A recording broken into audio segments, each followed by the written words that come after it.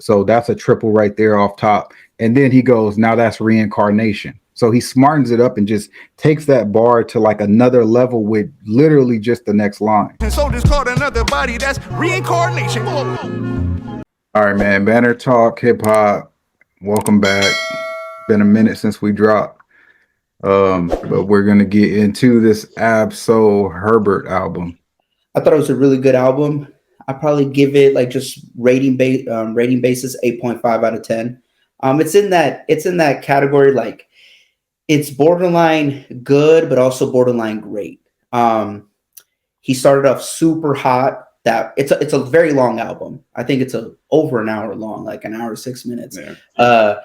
The first half of the album was really good, but then I think he kind of lost me a little bit towards the end. But then the last track, what's it called? Gotta Rap. Man, he ended off strong with that one. Really good performances off the album. Really great features. One thing that I really liked is that usually when an artist drops a single, like you kind of get used to that. But what I think he did really good on, which he really surprised me, is on what track was it? Moon Shooters. He added Joey Badass to the as the feature. He didn't have that on the original one. So he added. Yeah, when we reviewed it, it didn't have the music video. Yes, and so he upgraded his singles. And then he added, I don't know if anybody noticed, but he added a verse to Hollandaise. It's a completely different verse on that song. So I thought that was really dope. I didn't notice that. Was it the last verse, or like he just added it, or did he replace a verse? No, I think he added a verse to that. Okay. I don't know how you can, if you like add the song and kind of like play, but I don't know if you want to do all that right now. But anyways, so he not only did that, but he kind of like switched the beat up a little bit as well on that one. So I think he wasn't Hollandaise. Wasn't it a single that came out? That was the first single that came out. Like so, I want to say like maybe April. So I thought I don't really see a lot of artists do that where they like drop a single and then they not completely, but they like revamp it. So I thought that was really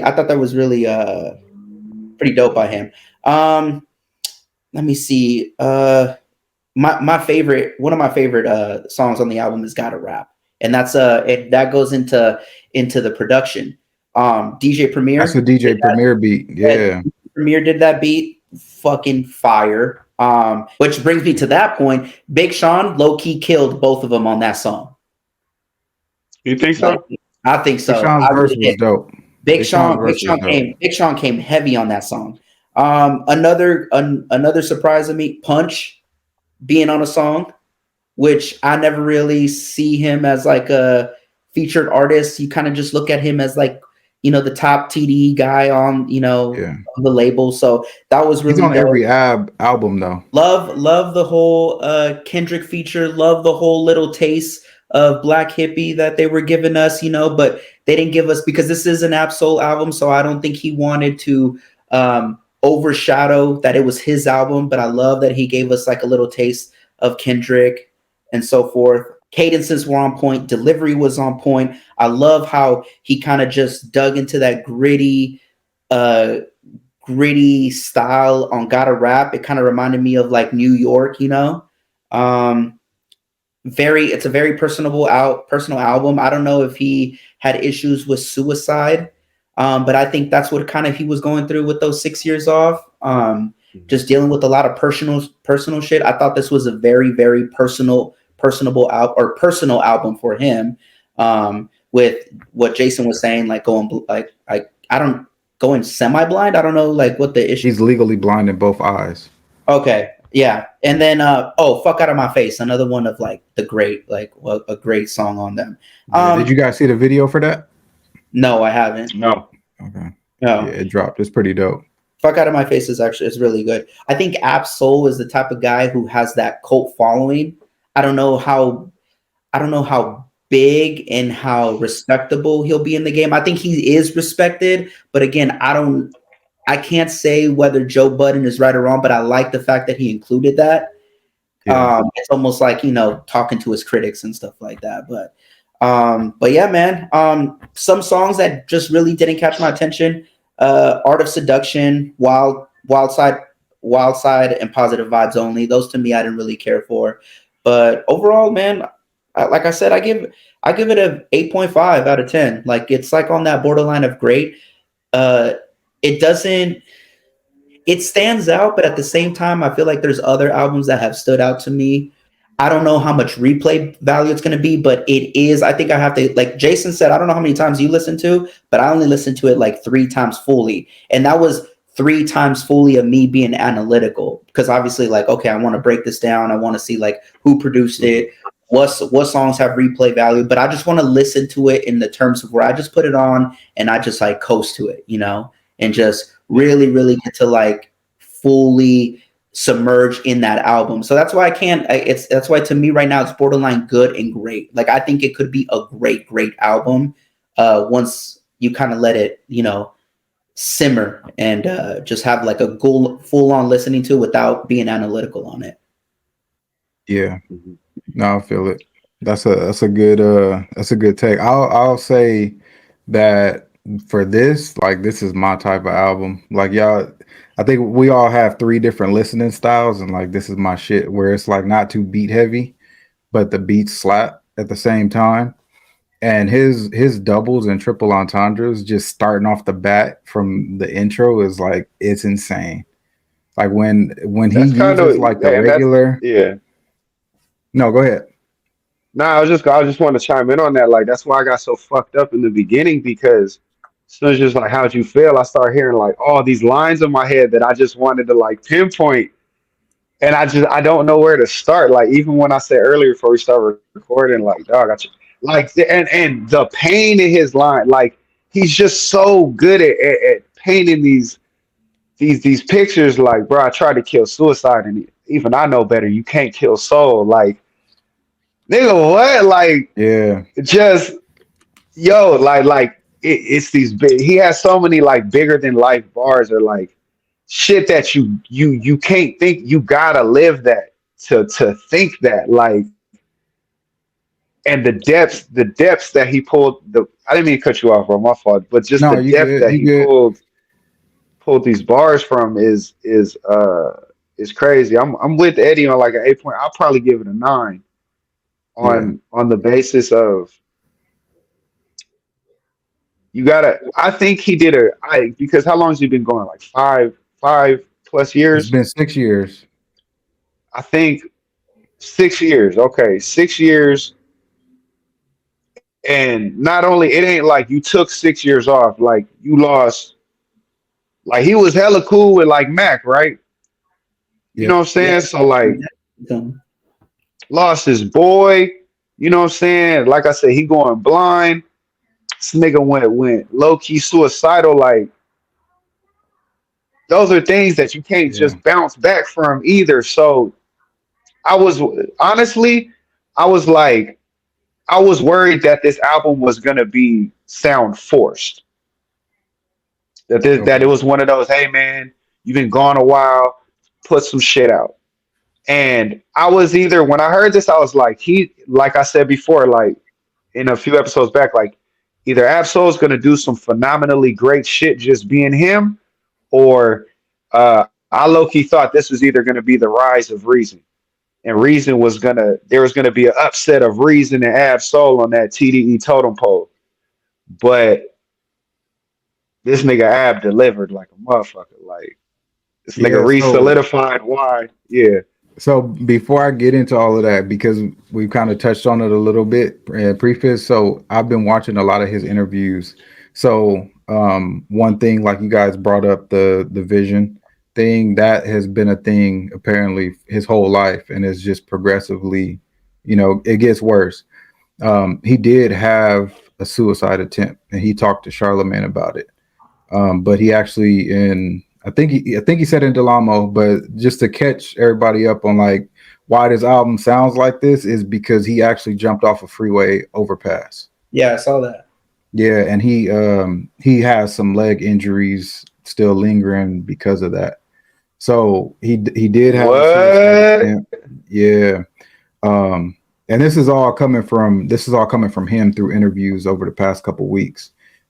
He lost Mac, like you mentioned. He also lost his girlfriend, who I think was like the love of his life at the time, and his brother. So there's reasons why it's been so long since he's dropped, and like now we're hearing all of that pain through the music, which is why you said like you can hear the pain through the bars. I mean, this album to me wasn't like as complex as like his previous albums. I think it was just a more personal album, Yeah. which I like because it allowed him to flex his lyrical ability um, Mm. through like a different scope, a different lens. Because I don't view this album as like super complex. No, and his other albums have been like concept albums, Yeah, right? Where he's got like this overall overarching concept, and he's trying to deliver that through the bunch of different songs. And this one is the reason why he says it's called Herbert is because it's just him. It's just yeah. about him. He didn't want like an overarching concept with it and stuff like that. But like I was saying, man, with the doubles and triples, like starting off, like his bars and how he smartens up like the regular or hood lingo, right? Like he uses like some regular, like he has a bar in that first song where it's either first or second song where he says, "Soul just caught another body," right? So that's got a double in it by itself because Absol, souls and bodies connecting that, right? And so he either could have caught a body in rapping or in real life. So that's a triple right there off top. And then he goes, now that's reincarnation. So he smartens it up and just takes that bar to like another level with literally just the next line. And it's like it's shit like that through the whole album where it's like surface Yeah. level and at the same time it's like a smarter rap or like he levels those bars up just like with slight little things, and that's what I was enjoying off top. Like it's just like the soul is the spirit floating in the lyrics. I guess I ghost wrote it myself. Like that Oh was a yeah. bar from the first. Like it's like he's just rapping, but he's going crazy with the doubles and triples in there.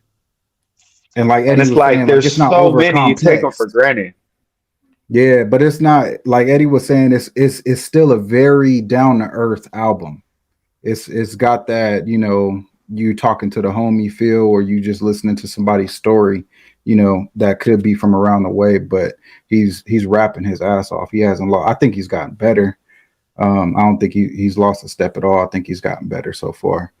I didn't skip any of the um previously recorded songs, like Eddie was saying, the Hollandaise and the Moon Shooter. He added enough to where it still caught my attention, even though those songs are older. Do better. I'm still not skipping that. I think that's one of the top three songs of the year. I love Do Better. That one. And you know what? I thought Good Man, because he had said that he had a primo production before the album dropped. I thought Good Man was the primo production when I listened to it without looking at the credits. Because that Mhm. beat, that shit had, to me, it had primo written all over it, but it wasn't preem. But man, that beat, I love that beat. And that verse to me, that always catches my attention is that verse on Good Man. And then Punch, of course, delivers. Punch is like low key one of the best executive rappers I think we've had. Cause he I every key. time I hear him rap, man, he's going. Yeah, I agree. What's that track he Yeah. did? The man behind the curtain? Or Yeah. Yeah. yeah. Yeah. And he's Yeah. got that stuff with the room full of mirrors and stuff where he just kind of like dabs in, but every time he's in there, every time he's in the mix, you're like, oh shit, like kind of like, damn, he could rap like this. His perspective, how can you not though? When you're just around that shit. You know what I Yeah, mean? but it's like low key. I think he does it to like be like, yeah, I could kind of rap with these niggas. Yeah, Like I could do like it. his I think it's perspective is like a subtle crazy. flex. Yeah, it's like a subtle Yeah, flex. But yeah. yeah, man, It's I that A thought and R rap. yeah. Eddie, you didn't like Art of Seduction. I thought Art of Seduction was a dope song. Oh man, that was. I mean, it was whatever to me. Yeah. I did. Wild Side was weird. I thought I was gonna like the Janae Aiko song, but that to me, that's the one that doesn't really hit for me. You know what? I like that one, and there's gonna be a video for that one for sure. You think so? And Yeah, I yeah, wouldn't be mad at it. I think that's gonna be like I think that's gonna be one of the ones that grow on us. Yeah.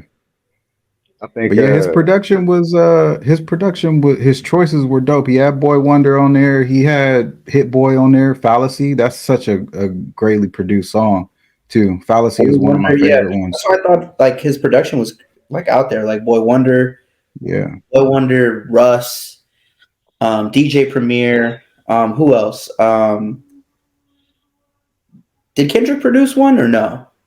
Kendrick has credits on one where he's doing like the ad libs or whatever, like the yeah, I heard him background in there. vocals. Yeah. I heard him in He there has some somewhere, writing credits on that. which is always dope. I always love it.